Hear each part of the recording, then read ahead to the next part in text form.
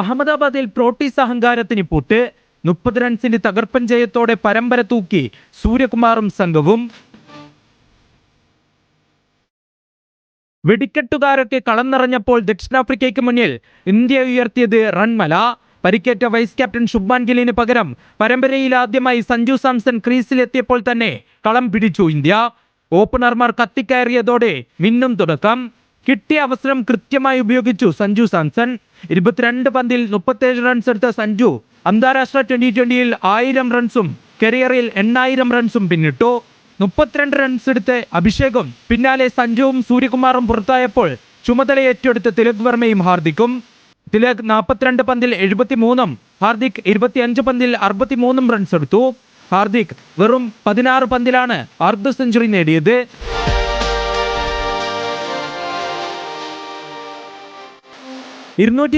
Runs വിജയലക്ഷ്യവുമായി ഇറങ്ങിയ ദക്ഷിണാഫ്രിക്കയ്ക്കായി de Kock തകർത്തടിച്ചാണ് തുടങ്ങിയത്.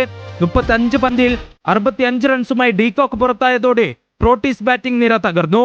മധ്യനിരയെ വരുൺ ചക്രവർത്തി എറിഞ്ഞിട്ടു. ഡീകോക്കിന് പുറമെ ഡെവാൾ ബ്രവീസ് മാത്രമാണ് ഇന്ത്യൻ ബോളർമാർക്കെതിരെ അല്പമെങ്കിലും പൊരുതിയത്. വരുൺ 4ഉം ജസ്പ്രീത് ബുംറ 2ഉം വിക്കറ്റുകൾ വീഴ്ത്തി. ഓൾറൗണ്ട് പ്രകടനം പുറത്തെടുത്ത ഹാർദിക് പാണ്ഡ്യയാണ് കളിയിലെ താരം. വരുൺ ചക്രവർത്തിയാണ് പരമ്പരയിലെ താരം.